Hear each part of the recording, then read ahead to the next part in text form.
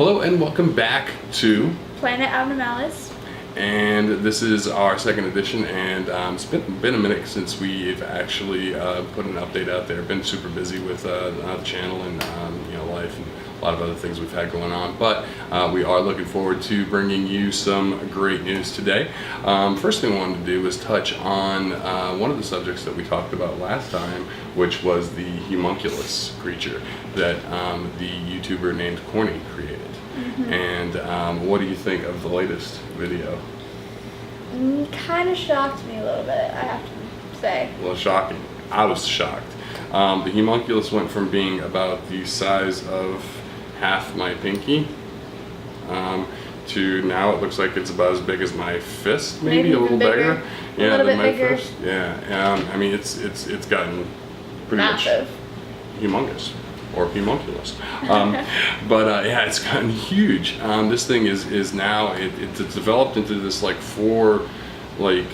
almost looks like a table in a way, and it has it kind of comes up like a mountain or a volcano. Almost like, the cylinders in a science class where it's it's the bottle and it comes up like that?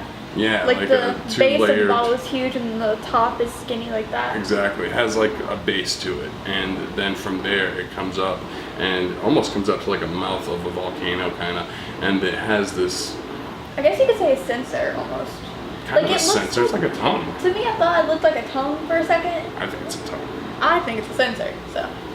Whatever it is, it has this red thing that it comes out of its mouth. Yeah, we'll cut some video in, but it's creepy. It's pretty gross. Anyway, it has this sensor thing that comes out, or tongue that comes out, and the guy has started, at first he was feeding it whey protein to get it to bulk up. He kept it out of water for a while, and if you watch his video, he'll tell you exactly how he went through the process of learning how to raise this creature, or you whatever. You could call it Humonculus. This Humonculus. So he pretty quickly figured out it needed to be in water. So he kept it in the water, and he was feeding it whey protein, and now he's feeding it little pieces of meat. Yeah, and he feeds it only meat now. That's what he said. So it's a meat eater. It's a carnivore. Yeah. So he's created this Humonculus that. He now has grown into a larger Humonculus, and it's a meat-eating Humonculus, and let's hope that it stops growing soon. So that's definitely the first thing we wanted to talk about. So as we're cutting in these clips, and we'll talk about these things, but we'll cut the clips into the video so that you'll be able to see. But just take a look at the size of this thing. It's just absolutely amazing. Massive. And how creepy is that? Yeah, that's the thing. That's the thing that actually creeped me out, because I think every single one of those homunculuses are different. Because if you look at the very first video of him trying, one looks like a face sucker. Yeah. From Alien.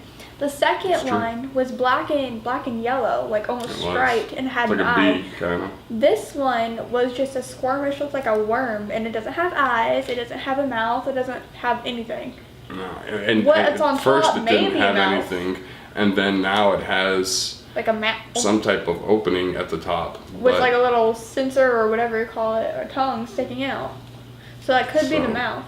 I think it is the mouth. Well, it's where the food goes in, so it has to be the mouth, and that's why I would say that red thing is a tongue, but it could be a sensor just to know that food is around and to go ahead and swallow or something, because you can see that he does kind of suck the little piece of meat down. It's so he does kind of doesn't have any teeth inhale or something. He doesn't have any teeth then, because we can't see down in there. True, that is true. But anyway, you guys tell us what you think of this thing, because it's super duper creepy. Really creepy. The second thing we wanted to talk about was some of the mass possessions that have been happening around the world. What do you think about that? I think it's crazy. Yeah, I mean, it's really weird when one person is possessed, or says they're possessed, or feels possessed. But a mass number of people being possessed? Yeah, 20 and 30 people at a time, all in the same area, and having the same visions of what they're seeing while they're possessed. These are pretty creepy.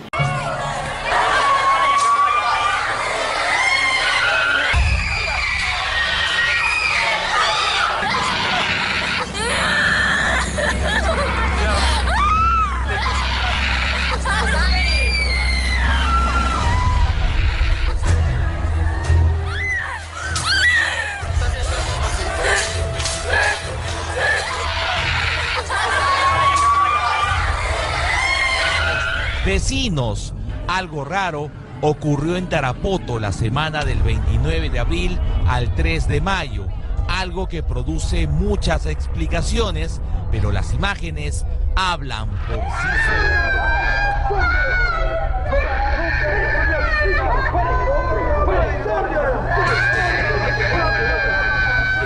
Sin motivo aparente y movilizó a la policía, al serenazgo, a los bomberos.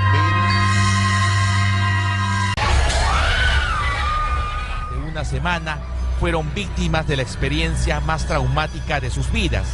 Hipótesis muchas, pero respuestas aún difíciles de encontrar, porque algo extraño ocurrió en este colegio de Tarapoto. Júzguelo usted mismo.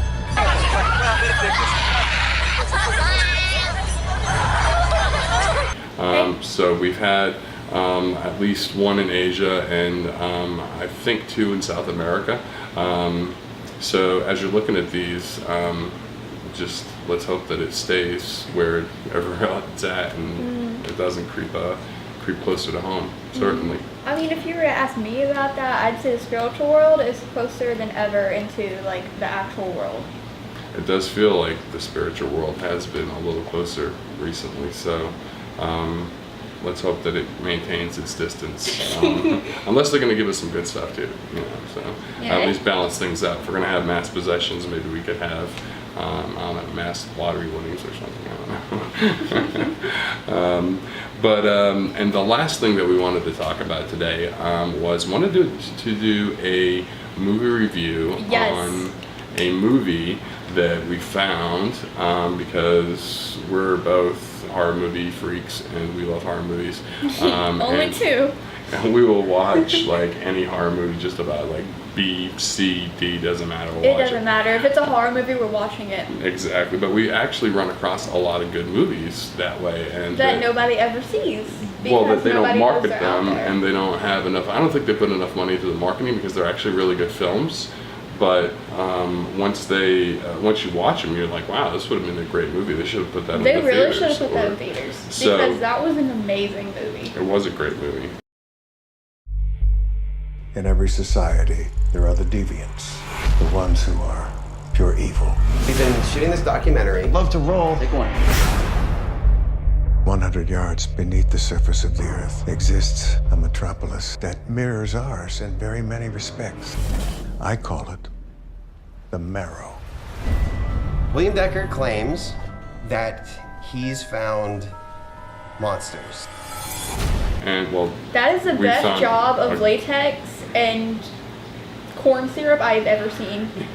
Like you see the copies, the effects were awesome. You gotta admit, the effects were awesome. The effects in the movie, I think, were definitely a high point. The overall concept of the movie, I thought, was pretty cool. And the fact that it is an independent film company shooting a movie about an independent film company shooting a movie that was awesome. Lends a bit of credibility to the whole thing. Because then you don't have to act so much. It's really like you're kind of doing what you're saying you're doing. So there's just a little more credibility and believability to the film. Not that it needed it, because it was well written, and certainly, that's awesome. Yeah, they did the creature effects were great. All the visual effects, I think, for the budget of the film were very much on par. The background very good. Of the whole entire movie was on exact point too. Everything was right, the parts of it, without giving anything away, parts are filmed in a documentary type style and parts are filmed in obvious movie fashion, but the way they blend it and weave it together, I think, is a really, really, really good that was a good way to put it all together. Yeah, the name of the movie is called Digging Up the Marrow, and the premise is, without giving anything away, is that there's a retired detective, who has found what he calls the marrow, which houses monsters. Or as he calls it, they're not monsters, they're people who are different. They are. They're I'm trying not to give anything away. well. I mean, that's not really giving anything away. It's what we would normally think of as monsters. If you think of like Frankenstein's monster, he was just someone human. who was different. You know, he was Was he human? deformed, or well, he was put together from different body parts, and then Good point, brought good back point, to good point. life. Go on. So he, had this guy's heart, that guy's arms, this guy's head, this guy's torso. So Frankenstein was a conglomerate, almost kind of like that weird homunculus thing. But he And was it's a little bit human. different from the homunculus because the homunculus was formed from a chicken and A chicken and a person. it That's grew right. inside an egg. Frankenstein was put together by electricity and people parts. Yes, he was. So this movie, Digging Up the Marrow, is about monsters in the traditional Frankenstein, werewolf, Dracula type of sense, where it's a person involved, not necessarily like a space alien or something like that. But the movie Digging Up the Marrow, it's a great film, and if you get a chance, I would definitely say, definitely download that and watch that.